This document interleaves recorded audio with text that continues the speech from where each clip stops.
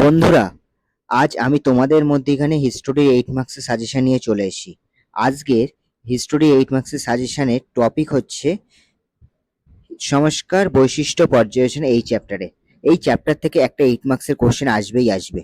আমি 5খানা 8 মার্কসের question answer সহ রেডি করে দিয়েছি। তোমরা যদি ঠিকঠাক পড়তে পারো তোমরা এখান থেকে কমনও পাবে, এবং এটা যদি পুরোপুরি লিখতে পারো ঠিকঠাক ভাবে তো তোমরা কিন্তু 8 মার্কসের ভিতরে 7 থেকে 8 অবশ্যই পেয়ে যাবে।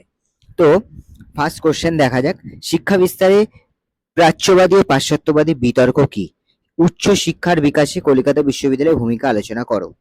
19 শতকে ভারতের ঔপনিবেশিক শিক্ষানীতি নির্ধারণে প্রাচ্যবাদী ও পাশ্চাত্যবাদী বিতর্ক ছিল প্রাচ্যের ঐতিহ্যবাহী শিক্ষা বনাম পাশ্চাত্য বিজ্ঞানভিত্তিক ইংরেজি শিক্ষার দ্বন্দ্ব। 1857 সালে প্রতিষ্ঠিত কলকাতা বিশ্ববিদ্যালয়ে পাশ্চাত্য শিক্ষা প্রসারে অগ্রণী ভূমিকা নিয়ে আধুনিক উচ্চ শিক্ষা ও বুদ্ধিবৃত্তিক ভিত্তি গড়ে তোলে। শিক্ষা বিস্তারে প্রাচ্যবাদী ও পাশ্চাত্যবাদী বিতর্ক। প্রেক্ষাপট: ইস্ট ইন্ডিয়া কোম্পানি ভারতে শিক্ষাদানের জন্য অর্থ বরাদ্দ করলেও কোনো ভাষায় ও কোনো ধারায় শিক্ষা দেওয়া হবে তা নিয়ে বিতর্কের সূত্রপাত হয়। প্রাচ্যবাদী: H.T. প্রিন্সেপ ও H.H.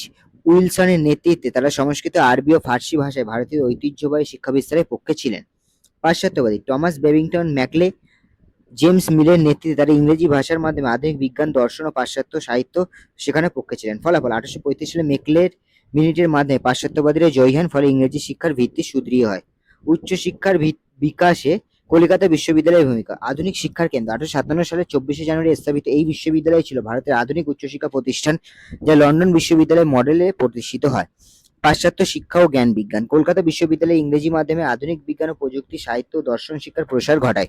মেডিকেল ও কারিগরি শিক্ষা। 1857 সালে কলকাতা মেডিকেল কলেজ এই বিশ্ববিদ্যালয়ে অনুমোদন পেয়ে চিকিৎসাবিদ্যা চর্চায় নতুন মাত্রা যোগ করে। জাতীয়তাবাদের বিকাশ। পাশ্চাত্য শিক্ষার মাধ্যমে বহু ভারতীয় সংস্কারক ও স্বাধীনতা সংগ্রামীর জন্ম হয়, যারা আধুনিক চিন্তা চেতনায় উদ্বুদ্ধ সমাজ সংস্কার করেন। ভারতীয় পাশ্চাত্য শিক্ষার মিশ্রণ। বিশ্ববিদ্যালয়টি ধীরে ধীরে প্রাচ্যের জ্ঞান ও পাশ্চাত্য আধুনিকতায় এক মিশ্রণ তৈরি করে, যা আধুনিক ভারতের বুদ্ধিভিত্তিক ভিত্তি গড়ে তোলে। দ্বিতীয় কোশ্চেন: 19 শতকে বাংলার ধর্ম সংস্কার আন্দোলনে রামকৃষ্ণ দেবের ভূমিকা সংক্ষেপে আলোচনা করো। 19 শতকে বাংলার নবজাগরণ ও ধর্ম সংস্কার আন্দোলনে শ্রী রামকৃষ্ণ পরমহংসদেব এক বৈপ্লবিক, সহজ ও সমন্বয়বাদী ধারা প্রবর্তন করেন। তিনি কোনো প্রাতিষ্ঠানিক ধর্মীয় সংগঠনের মাধ্যমে নয়, বরং নিজের আধ্যাত্মিক সাধনা ও অশিক্ষিত সারল্যের মধ্যে দিয়ে তৎকালীন শিক্ষিত সমাজকে ধর্মের প্রকৃত পথের দিশা দেখিয়েছিলেন। বাংলার ধর্ম সংস্কারে তার ভূমিকার প্রধান দিকগুলি আলোচনা করা হলো। ধর্মের সমন্বয় বা যত মত তত পথ। রামকৃষ্ণের সবচেয়ে বড় অবদান হলো ধর্মের সংঘাত দূর করা।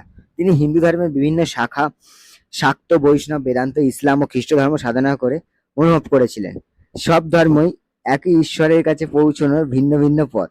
তিনি বলেছিলেন, যাকে মানুষ ব্রহ্মা বলে তাকে কেউ আল্লাহ, কেউ হরি, কেউ যিশু বলে। এই উদার মনোভাব সমাজের সাম্প্রদায়িক সম্প্রীতিতে সাহায্য করেছিল। পুঁথিগত বিদ্যার বদলে অনুভব। তৎকালীন সময়ে যুক্তি ও শাস্ত্রের উপর জোর দেওয়া হচ্ছিল, কিন্তু রামকৃষ্ণ দেব জোর দিয়েছিলেন আন্তরিক ভক্তির ওপর। তিনি বোঝাতে চেয়েছেন, শাস্ত্র পড়ে ঈশ্বরকে জানা যায় না, ঈশ্বরকে জানতে হলে আন্তরিক সাধনা ও ভালোবাসার প্রয়োজন। তিনি বলেছিলেন, বেদ পুরাণ সব পড়েছ, কিন্তু আসল বস্তুটি কি তা জানলে না। শিবজ্ঞানী জীব সেবা। রামকৃষ্ণ শিখিয়েছিলেন যে ঈশ্বর মানুষ ও জগতের মধ্যে বিরাজ করেন, তাই মানুষের সেবা করলেই ঈশ্বরের সেবা হয়। তার বিখ্যাত উক্তি জীবই শিব সামাজিক সংস্কারে নতুন মাত্রা যোগ করে। এই আদর্শের ভিত্তি করে পরবর্তীকালে স্বামী বিবেকানন্দ রামকৃষ্ণ মিশন প্রতিষ্ঠা করে মানব সেবা সমাজ সংস্কারের কাজ শুরু করেন। সংস্কার মুক্ত দৃষ্টিভঙ্গি। রামকৃষ্ণ নিজে কোনো সামাজিক কুসংস্কারের বিরুদ্ধে কঠোর আন্দোলন না করলেও তার সহজ সরল জীবন ও বাণী তৎকালীন শিক্ষিত মধ্যবিত্ত সমাজকে, যেমন কেশবচন্দ্র সেনকে, মুগ্ধ করেছিল। তিনি অবতারবাদ বা মূর্তি পূজাকে অন্ধবিশ্বাস মনে না করে তাতে ঈশ্বরের রূপ প্রত্যক্ষ করেছিলেন, যে সাধারণ মানুষের ভক্তির পথ উৎসাহিত করে। নারী ও কামিনী কাঞ্চন ত্যাগ।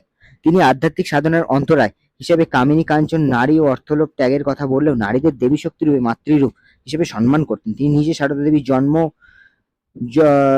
রূপ পূজা করেছিলেন, যা নারীদের প্রতি দৃষ্টিভঙ্গি পরিবর্তনে প্রভাব ফেলেছিল। উপসংহার: সংক্ষেপে যেটা বলা যায়, রামকৃষ্ণদেব 19 শতকে জটিল ধর্মীয় ও সামাজিক বিতর্কের ঊর্ধ্বে উঠে মানুষকে ভক্তি, প্রেম ও সেবার সহজ মন্ত্র শিখিয়েছিলেন। তার শিষ্য স্বামী বিবেকানন্দের মাধ্যমে এই আদর্শ ব্যবহারিক বেদান্ত হিসেবে বিশ্বব্যাপী স্বীকৃতি পায়, যা ছিল বাংলা ধর্ম সংস্কারের অপরিহার্য আধ্যাত্মিক দিক। 3 নম্বর কোশ্চেন: 3 নম্বর কোশ্চেন হচ্ছে, আচ্ছা আরেকটা জিনিস, তোমরা কিন্তু এটা কিন্তু ফোন থেকে ফোন দেখে পড়ছো বা দেখছো, এটার থেকে তোমরা যদি এটা কি যদি খাতায় লিখে নাও, আমি মনে করি যে তোমাদের এতে খুব সুবিধা হবে। ঠিক আছে, তোমরা পুরো ইতিহাসের নোট আমার এতে পেয়ে যাবে। তো সেখান থেকে তোমরা ভিডিওটা পজ করে করে খাতায় লিখে নাও, এটাই সব থেকে ভালো হবে। 3য় কোশ্চেন, 19 শতকের প্রথমার্ধে সতীদাহ প্রথা বিরোধী প্রচেষ্টাগুলি পরিচয় দাও। 19 শতকের প্রথমার্ধে সতীদাহ প্রথা ছিল এক ভয়াবহ সামাজিক ব্যাধি। রাজা রামমোহন রায়, দ্বারকানাথ ঠাকুর প্রমুখ সমাজ সংস্কারদের নিরলস আন্দোলন, লর্ড উইলিয়াম বেন্টিং এর উদ্যোগে 1829 সালে 4 ডিসেম্বর সতীদাহ প্রথা নিবারণ আইন পাশের মাধ্যমে এই অমানবিক প্রথা আইনত নিষিদ্ধ করা হয়। সতীদাহ প্রথা বিরোধী প্রচেষ্টার বিবরণ। রাজা রামমোহন রায়ের নেতৃত্বে রামমোহন রায় ও শাস্ত্রীয় যুক্তি ও মানবিক দৃষ্টিকোণ থেকে প্রমাণ করেন যে সতীদাহ কোনো ধর্মীয় বাধ্যবাধকতা নয়, বরং এটি খুন। সংবাদপত্র প্রচার। রামমোহন রায় সংবাদ কৌমুদি পত্রিকা ও বিভিন্ন প্রবন্ধের মাধ্যমে জনমত গঠন করেন। গোড়া হিন্দুদের বিরোধিতা। রাধাকান্ত দেবের নেতৃত্বে ধর্মসভা সতীদাহ প্রথার সমর্থনে সওয়াল করে এবং এই আইনের বিরোধিতা করে, যা আন্দোলনের গুরুত্ব আরো বাড়িয়ে দেয়। আইন প্রণয়ন। Governor general Lord William Bentinck রামমোহনের সমর্থনে আইন করে সতীদাহকে বেআইনি ও অপরাধমূলক ঘোষণা করে। পাশ্চাত্য শিক্ষার প্রভাব। কলকাতা মেডিকেল কলেজের মতো শিক্ষা প্রতিষ্ঠান থেকে পাশ্চাত্য শিক্ষায় আলো পেয়ে তরুণ প্রজন্ম সতীদাহের মতো কুপ্রথার তীব্র বিরোধিতা শুরু করে। এই প্রচেষ্টাগুলির ফলে হিন্দু সমাজ থেকে এই প্রথা আইনত নিষিদ্ধ ধীরে ধীরে বিলুপ্ত হয়। রামমোহন রায় কিভাবে সতীদাহ প্রথা বিরোধী আন্দোলনে সাফল্যমণ্ডিত করেন? রাজা রামমোহন রায় সুদীর্ঘ সামাজিক আন্দোলন, শাস্ত্রীয় যুক্তি, সংবাদপত্রের প্রচার ও ব্রিটিশ সংস্কারের ওপর চাপের মাধ্যমে 1829 সালে সতীদাহ প্রথা বিলোপে সাফল্য পান। তিনি পৌরাণিক শাস্ত্র উদ্বুদ্ধ করে প্রমাণ করেন যে সতীদাহ অশাস্ত্রীয় ও অমানবিক। 1818 থেকে নিজস্ব পুস্তিকা, সংবাদ কৌমুদি পত্রিকা এবং সভার মাধ্যমে জনমত গঠন করেন। তিনি এই বর্বর প্রথা বন্ধে আইন পাশ করতে লর্ড উইলিয়াম বেন্টিংকে বাধ্য করেন। সতীদাহ প্রথা বিরোধী আন্দোলনে রামমোহন রায়ের সাফল্যের মূল কৌশল সমূহ। শাস্ত্রীয় যুক্তিবাদী প্রচারণা। রামমোহন রায় প্রাচীন হিন্দু শাস্ত্র, বেদ, উপনিষদ উদ্বৃত্ত করে দেখান যে সতীদাহ কোনো বাধ্যতামূলক ধর্মীয় প্রথা নয়, বরং এটি একটি হত্যাকাণ্ড। সংবাদপত্র পুস্তিকার ব্যবহার। তিনি সংবাদ কৌমুদি পত্রিকা ও বেশ কিছু পুস্তিকা, যেমন সহমরণের বিষয়ের উপর বিতর্ক প্রকাশ করে সতীদাহের বিরুদ্ধে জনমত গড়ে তোলেন। সরাসরি প্রতিরোধ। তিনি ও তার অনুগামীরা শ্মশানে গিয়ে মানুষকে সচেতন করতেন এবং জোরপূর্বক সতীদাহ প্রথা বন্ধ করার চেষ্টা করতেন। আইনগত লড়াই। তিনি তৎকালীন ব্রিটিশ সরকারের উপর চাপ সৃষ্টি করেন এবং পিটিশন এবং আবেদন জমা দিয়ে সতীদাহ আইন করে বন্ধ করার দাবি জানান। সরকারের সঙ্গে সহযোগিতা। Governor general Lord William Bentinck এর সাথে মত বিনিময় করে 1829 4 ডিসেম্বর সতীদাহ বিরোধী আইন পাশে মুখ্য ভূমিকা পালন করেন। বাংলার নবজাগরণ বলতে কি বোঝায়? এই নবজাগরণের সীমাবদ্ধতাগুলি লেখো। 19 শতকে বাংলায়, আচ্ছা 3 নম্বরে 4 নম্বর যে কোশ্চেনটা তোমরা দেখলে, 3 আর 4 নম্বর কোশ্চেন একসাথে কিন্তু তোমাদের 8 নম্বরে আসবে। ঠিক আছে, যদি আসবে আশা করা যায়। বাংলার 5 নম্বর কোশ্চেন, বাংলার নবজাগরণ বলতে কি বোঝায়? নবজাগরণের সীমাবদ্ধতাগুলি উল্লেখ করো। 19 শতকে বাংলায় পাশ্চাত্য শিক্ষা, যুক্তিবাদী মানবতা ও সামাজিক সংস্কারের প্রভাবে যে বুদ্ধিবৃত্তিক, সাংস্কৃতিক ও সামাজিক জাগরণ ঘটেছিল তাকে বাংলার নবজাগরণ বলা হয়। রাজা রামমোহন রায়, ঈশ্বরচন্দ্র বিদ্যাসাগর, ডিরোজিও প্রমুখের নেতৃত্বে আন্দোলন অন্ধবিশ্বাস, কুসংস্কার এবং সামাজিক অনাচার দূর করে আধুনিক চিন্তার সূচনা করেন। সময়কাল ও প্রকৃতি। 1800 শতকের শেষ থেকে 20 শতকের শুরু পর্যন্ত এই আন্দোলন সক্রিয় ছিল। এটি ছিল প্রধানত একটি নগরকেন্দ্রিক শিক্ষিত মধ্যবিত্ত শ্রেণীর বুদ্ধিভিত্তিক জাগরণ। মূল লক্ষ্য: কুসংস্কার মুক্ত সমাজ গঠন, সতীদাহ প্রথা রোধ, বাল্যবিবাহ রোধ, স্ত্রী শিক্ষা প্রসার ও একশরবাদী ধর্মের প্রচার করা ছিল তার অন্যতম লক্ষ্য।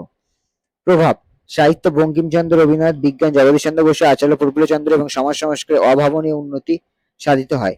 পাশ্চাত্য প্রভাব: ইউরোপীয় রেনেসাঁর মতোই যুক্তি ও বিজ্ঞানের আলোক সমাজকে বিচার করার প্রবণতা এখানে দেখা যায়। বাংলার নবজাগরণের সীমাবদ্ধতা। যদিও বাংলার নবজাগরণ আধুনিক বাংলার ভিত্তি স্থাপন করেছে, তবুও এর কিছু উল্লেখযোগ্য সীমাবদ্ধতা ছিল। শহর কেন্দ্রিক গণবিচ্ছিন্নতা। এই আন্দোলন কলকাতা ও আশেপাশে কয়েকটি শহরে শিক্ষিত ভদ্রলোক শ্রেণীর মধ্যে সীমাবদ্ধ ছিল। গ্রামে সাধারণ মানুষ ও কৃষকদের সুফল পায়নি। শিক্ষিত উচ্চবিত্তের আন্দোলন। নবজাগরণ মূলত ইংরেজি উচ্চশিক্ষিত হিন্দু উচ্চবর্ণের মধ্যবিত্ত শ্রেণীর মধ্যে সীমাবদ্ধ ছিল। সাধারণ মুসলমান সম্প্রদায় বা সমাজের নিম্নবর্ণের মানুষ অংশগ্রহণ ছিল অত্যন্ত নগণ্য। অসম্পূর্ণ সমাজ সংস্কার। নারী শিক্ষা উন্নতি হলেও নারীদের সামাজিক অবস্থান পুরোপুরি পুরুষের সমতুল্য হয়নি, বহু ক্ষেত্রে রক্ষণশীলতার প্রভাব থেকেই গিয়েছিল। অর্থনৈতিক ভিত্তিহীনতা। এটিই ছিল মূলত সাংস্কৃতিক ও সামাজিক আন্দোলন। তৎকালীন ব্রিটিশ উপনিবেশ শাসনের ফলে বাংলায় যে অর্থনৈতিক বিপর্যয় ঘটেছিল তার কোনো কার্যকর সমাধান এই আন্দোলন দিতে পারেনি। পাশ্চাত্য অনুকরণ। অনেকে মনে করেন এই জায়গা পুরোপুরি মৌলিক ছিল না। পাশ্চাত্য জ্ঞান বিজ্ঞানের অন্ধ অনুকরণে অনেক ক্ষেত্রে নিজস্ব সাংস্কৃতিক ঐতিহ্যের অবমূল্যায়ন করা হয়েছিল। ধর্মীয় বিভেদ, যদিও আধুনিকতার কথা বলা হয়েছিল, তবুও কিছু ক্ষেত্রে হিন্দু মুসলিম মিলনের পরিবর্তে ধর্মীয় পরিচয়ের ওপর জোর দেওয়া সামাজিক বিভেদ দূর হয়নি। উপসংহার, সীমাবদ্ধ থাকা সত্ত্বেও বাংলার নবজাগরণ কুসংস্কারের অন্ধকারে ডুবে থাকা সামাজিক যুক্তিবাদী ও আধুনিক চিন্তার আলোকে প্রজ্বলিত করেছিল। Thanks for watching. যদি ভিডিওটা ভালো লেগে থাকে, যদি তোমরা উপকৃত হয়ে থাকো, তাহলে তোমরা পজিটিভ থিঙ্কিং চ্যানেলটা অবশ্যই সাবস্ক্রাইব করবে, তোমার বন্ধুদের মাঝে শেয়ার করে দেবে। আর একটা জিনিস, আমি এরকমই সব ইনফরমেটিভ এবং তোমাদের হেল্পফুল ভিডিও শুধুমাত্র মাধ্যমিক ক্লাস 10 এর জন্য আমি কিন্তু নিয়ে আসি। যদি তোমরা এখান থেকে উপকৃত হও, তো তোমরা আগের ভিডিওগুলো দেখলেও আমি আশা করি যে সেখান থেকে তোমরা উপকৃত হবে। যদি ভিডিওটা ভালো লাগে থাকে তাহলে অবশ্যই লাইক কমেন্ট সাবস্ক্রাইব করে দিও। আর যদি এটাকে পিডিএফ বা ডক্স আকারে পেতে চাও তাহলে অবশ্যই কমেন্ট বক্সে কমেন্ট করো। দেখা হচ্ছে পরের ভিডিওতে।